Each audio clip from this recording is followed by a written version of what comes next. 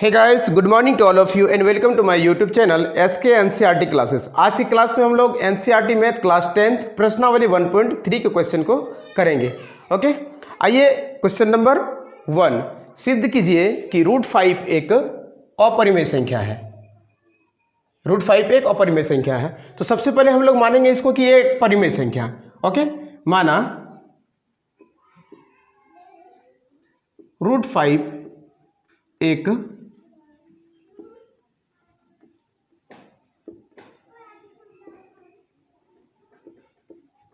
परिमेय संख्या है।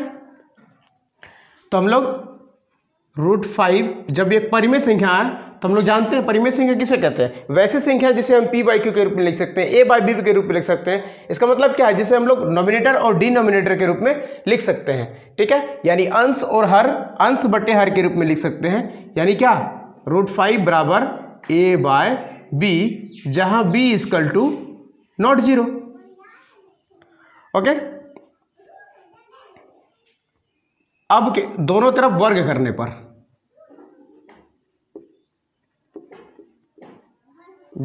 पर, तो √5 का स्क्वायर बराबर a/b का स्क्वायर। √5 का स्क्वायर करेंगे तो क्या होगा, 5 बराबर a²/b²। अब क्रॉस मल्टीप्लिकेशन करेंगे तो 5b² बराबर होगा a²। इक्वेशन, इसको पहला इक्वेशन 1 मानते हैं। ठीक है, यानी क्या, a² क्या है, 5b² बराबर a²। इसका मतलब है कि a² 5 से विभाजित है। a² जो है 5 से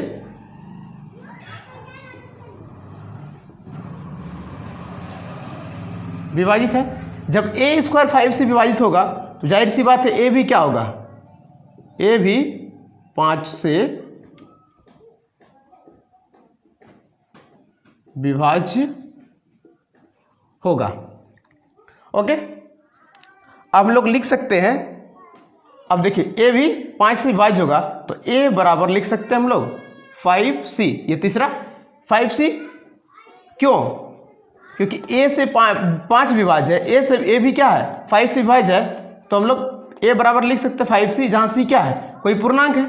c कोई पूर्णांक है, यानी 5 × 1, 5 × 2, 5 × 3, 5 × 4 कुछ भी हो सकता है। c क्या है, c जहाँ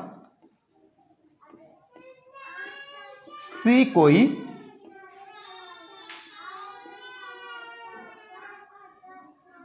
पूर्णांक है। a बराबर 5c। अब a का मान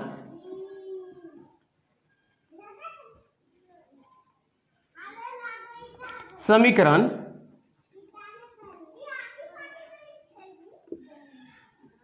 एक में रखने पर, समीकरण 1 क्या है, 5b² बराबर a²। 5b² बराबर a², यानी 5b² बराबर a को हम लोग क्या माना है 5c, यानी 5c² हो जाएगा। 5b² बराबर 25c², b² बराबर 25c²/5, 5 से 5 बार में कटेगा। b² बराबर 5c², यानी क्या है कि b² 5 से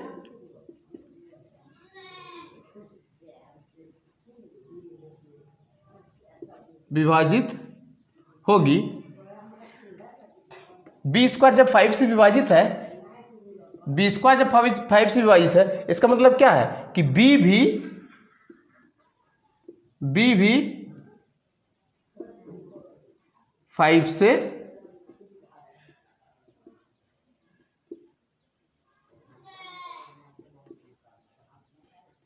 विभाजित होगी।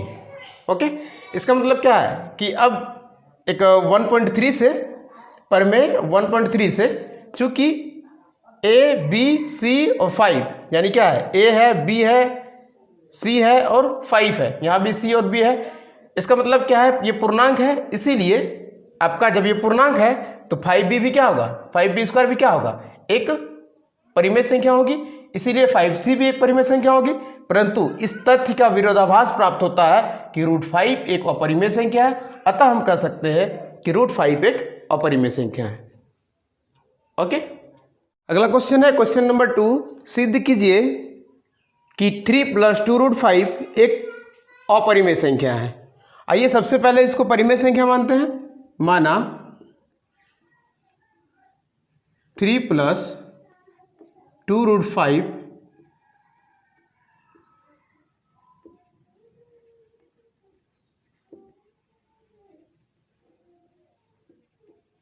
एक परिमेय संख्या है। ओके, जब ये परिमेय संख्या है तो हम लोग लिख सकते हैं 3 + 2√5 बराबर a/b, जहां b = नॉट 0। 2√5 बराबर a/b प्लस 3 सर जाएगा तो -3, यानी 2√5 बराबर कुछ नहीं तो 1, b a - 3b, √5 बराबर हो जाएगा a - 3b/2। इस साइड आएगा तो ये मल्टीपल है, इस साइड आएगा तो डिवाइड हो जाएगा यानी भाग हो जाएगा, तो 2b। √5 बराबर a - 3b/2b। ओके, ये समीकरण 1 मान लेते हैं। आइए सब में यही पुट करना है, चूंकि a, b और 3, a, b, 2 और 3 ये क्या है, पूर्णांक है, इसीलिए पूर्णांक संख्या से बनी जो भी संख्या होगी वो क्या कहलाएगा, यानी कि a - 3b/2b एक परिमेय संख्या होगी, क्योंकि जो भी पूर्णांक संख्या से बना होता है वो परिमेय संख्या होगी। इसीलिए √5 भी क्या होगा, जब ये परिमेय संख्या है तो √5 बराबर ये हुआ, तो ये जब परिमेय संख्या तो ये भी परिमेय संख्या होगी, यानी √5 भी क्या है, एक परिमेय संख्या है। परंतु इस तथ्य का विरोधाभास प्राप्त होता है कि √5 एक अपरिमेय संख्या है। ये विरोधाभास प्राप्त होता है क्योंकि √5 क्या है, एक अपरिमेय संख्या है। अतः हम कह सकते हैं कि √5 एक, सॉरी √5 नहीं, अतः हम कह सकते हैं 3 + 2√5, 3 + 2√5 एक क्या है, अपरिमेय संख्या है। ओके, आइए अगला क्वेश्चन समझते हैं। क्वेश्चन नंबर 3, सिद्ध कीजिए कि निम्नलिखित संख्याएं अपरिमेय है। 3 का क्वेश्चन नंबर 1/√2। इसको बताना है कि ये अपरिमेय संख्या है, सिद्ध करना है। तो सबसे पहले इसको क्या करेंगे, 1/√2 है, हर का परिमेयकरण करेंगे, यानी कि रेशनलाइजेशन करते हैं। तो √2 नीचे है तो ऊपर भी √2 से मल्टीप्लाई हो जाएगा, यानी कि √2/2। ओके, अब इसको मानते हैं कि माना यह एक परिमेय संख्या है। माना √2/2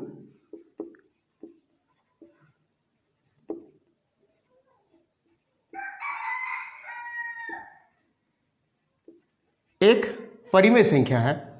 जब एक परिमेय संख्या है तो √2/2 को लिख सकते हैं a/b, जहां b = नॉट 0।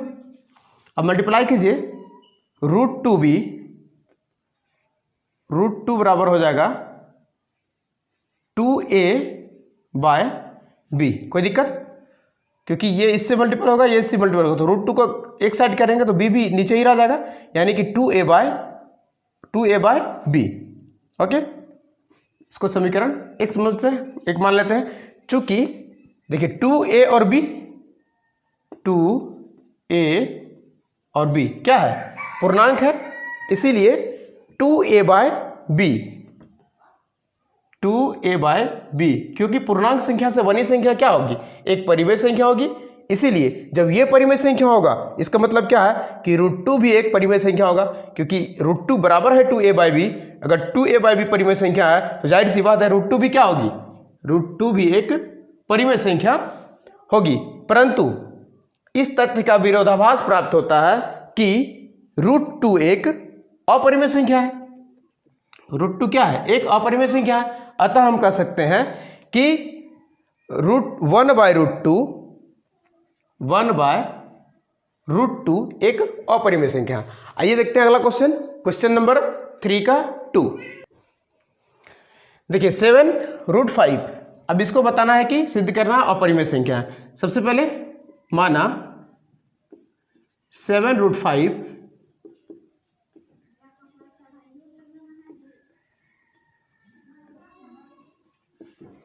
एक परिमेय संख्या है। इसका मतलब 7√5 बराबर a/b, जहां b इक्वल टू नॉट 0। अब देखिए √5 बराबर हो जाएगा a, इस साइड मल्टीपल है 7, इस साइड आकर क्या होगा, डिवाइड हो जाएगा, यानी √5 बराबर a/7b। ये इक्वेशन आ गया है, ठीक है। अब फिर a 7 और b, या फिर इसको लिखते हैं 7a और b, ये क्या है, पूर्णांक है, इसीलिए इस जगह पे a/7b, a/7b एक परिमेय संख्या होगी, क्योंकि पूर्णांक संख्या से बनी संख्या परिमेय संख्या कहलाती है। बार बार मैं वही बता रहा हूं, एक परिमेय संख्या होगी, इसीलिए √5 भी क्या होगा, √5 एक परिमेय संख्या है। परंतु इस तथ्य का विरोधाभास प्राप्त होता है कि √5 एक अपरिमेय संख्या है। अतः हम कह सकते हैं कि 7√5 क्या है, एक अपरिमेय संख्या है। 7√5 भी एक अपरिमेय संख्या है। ओके, आइए अगला क्वेश्चन, क्वेश्चन नंबर 3 का 3। 6 प्लस √2 को, इसको भी दिखाना है कि यह एक अपरिमेय संख्या है। आइए माना 6 प्लस √2 एक